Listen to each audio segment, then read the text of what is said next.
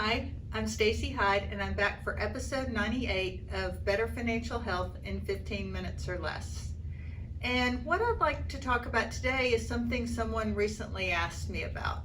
And it's for budgeting for people who don't earn a regular salary or work a certain number of hours a week, particularly people that are self-employed and do project-based work. So if they do a project that lasts a couple of months, they may or may not get paid along the way.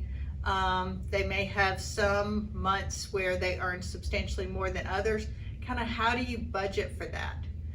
And realistically, it's important for everyone, as any listener of this podcast knows, I really advocate having at least $1,000 in a savings account, aka emergency fund. But for people who are self-employed and have lumpy income, that's even more important, because you are going to have those months that things are paid late. Particularly, and I know this is going to sound odd, the larger the company you're working for, oftentimes the slower you're going to get paid. There's a large company in Memphis, and they have contracts out, but getting into their system where they pay their vendors can take 3, 4, 5 months, and it can be quite disconcerting for a small business to find that out on the back end and have, people they're trying to pay, if you also have employees. And it's important that you're prepared for that before you say, yes, we want to enter into this contract and provide those services.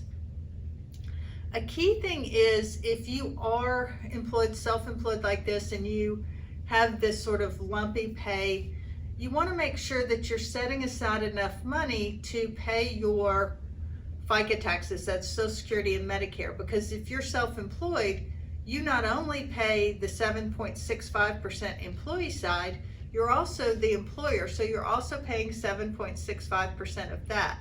So you want to make sure that you're setting aside that money into that 15.3%, setting that aside to make sure that you have that available. Plus, you're also going to have regular income taxes. And depending on your family's income, that may be 12% or 22% would be the marginal rate there. And if you're in a state that's subject to state income taxes, you're also going to have to set some money aside there. If you're organized in Tennessee as an LLC or an S Corp, you're also going to have franchise and excise taxes, so you're going to need to set aside probably 2 to 3% for those, just so you're not surprised. And so put that aside in a savings account that's going to earn you some interest, so that you have that money when it's time to pay those taxes. I think also for most people it's helpful to either work with an accountant that specializes in small business owners, or to use software to help you calculate those and make those estimated payments, because most self-employed people will need to make estimated tax payments quarterly. Not all, but a lot of times that's true, to avoid any penalties or anything of that nature. The other thing that's important is you're also going to need to make sure that you have health insurance if you're self-employed. If you're married, oftentimes you can be covered under your spouse's plan. But if you're not married, you're going to need to find health insurance for yourself. Maybe set aside some money for your retirement. Depending on your income and your savings options, just saving into an IRA or Roth IRA may be enough. If you're married and your spouse's income is high, that may not be an option. Your income may be too high for that. Then you may want to look at setting up what's known as a SEP, which is a simplified employee pension. It's just a special form of an IRA that has some special rules that are not limited by your income. And the maximum contribution is based on your net self-employment income, which based on IRS rules is actually a circular formula that takes out your half of your the employer side of Social Security taxes or FICA taxes.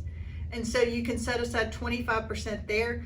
Those are not as good if you have employees, because you have to do the same percentage for all the employees and there's no vesting schedule or whatever. But if you're a solo practitioner, they're a great tool, and they have very high limits that you can put in, also subject to that 25%.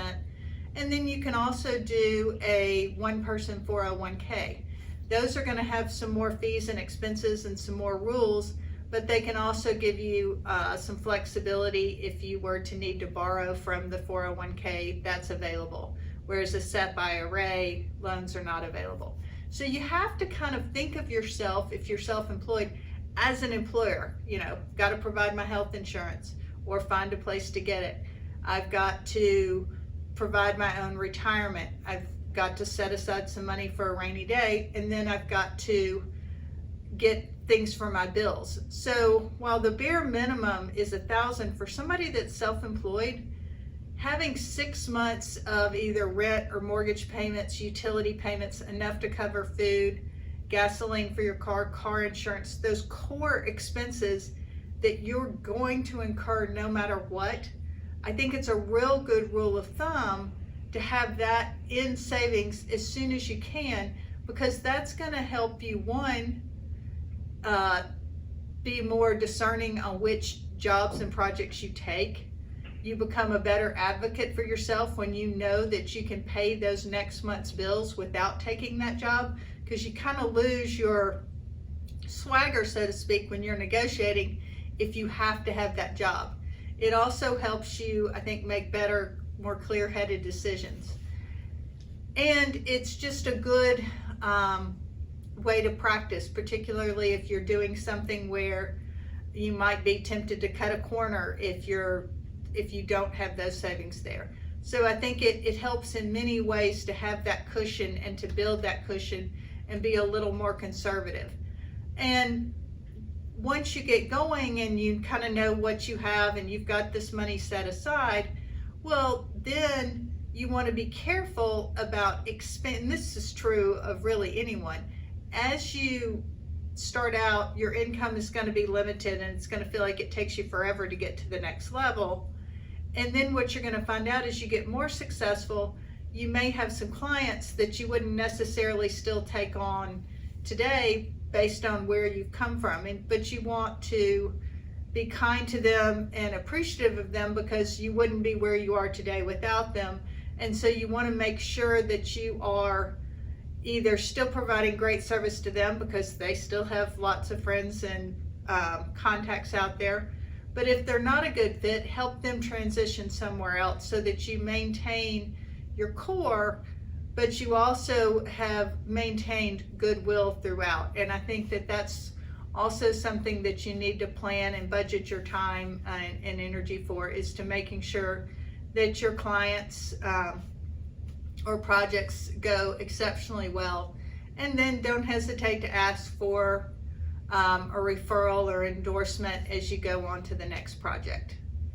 But good luck to you. The key thing is to have that little bit of extra cash flow and move from there.